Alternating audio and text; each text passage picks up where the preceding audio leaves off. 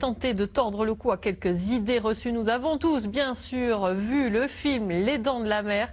Bien, savez-vous que ce film a fait beaucoup de tort aux requins? Les requins sont aujourd'hui en voie de disparition. Nous allons en parler dans quelques instants avec notre invité. Bonsoir Nicolas Ziani, vous êtes biologiste. On va bien sûr parler de cette disparition qui pèse sur les requins. Avant cela, je vous propose un sujet d'Isabelle Biris et de Franck de Tranchant au Siquarium du Grau-du-Roi. Tout de suite.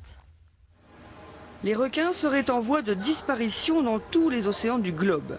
Une lente agonie qui s'effectue dans l'indifférence générale tant l'animal a mauvaise presse.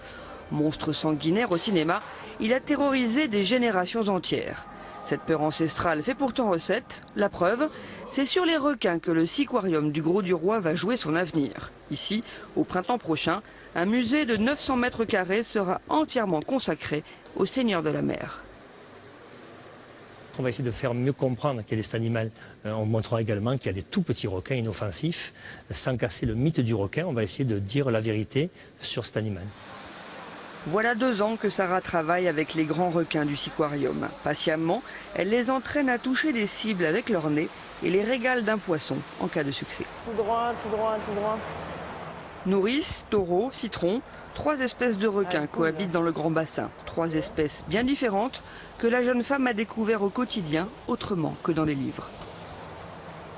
Sur les citrons, par exemple, juste de se pencher comme ça à certains moments, ils ne viennent pas en fait. Donc ils apprennent et nous on apprend en même temps qu'eux à faire l'entraînement en fait finalement. C'est pas évident du tout. C'est un animal qui est de plus sauvage à la base, donc qui a des comportements qui peuvent être dangereux, mais en respectant sa façon de fonctionner, en essayant d'observer et de comprendre comment il fonctionne, on risque pas grand-chose à travailler avec eux, quoi. Mais on ne se rend pas du tout compte en fait à quel point ils sont capables de s'adapter, de comprendre un problème, de réagir en fonction, à quel point aussi ils sont sensibles, stressés. Le but de ces exercices, c'est de pouvoir à terme transférer les requins dans leur nouvel aquarium sans avoir à les endormir, car bon nombre d'entre eux risquent de ne pas survivre à une anesthésie. Ces grands prédateurs sont d'autant plus fragiles qu'ils mettent du temps à se reproduire. Ils sont aujourd'hui gravement menacés jusque sur nos côtes. Dans les années 90, lorsque le Siquarium a ouvert, il était assez fréquent qu'on nous appelle pour identifier un requin ou venir carrément à bord des bateaux, voir les requins qui étaient pêchés.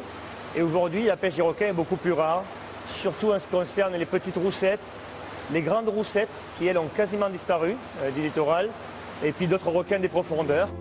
Selon une étude scientifique canadienne publiée en avril dernier, 97% des requins de Méditerranée ont disparu en moins de 2 siècles à cause de la surpêche et de la pollution.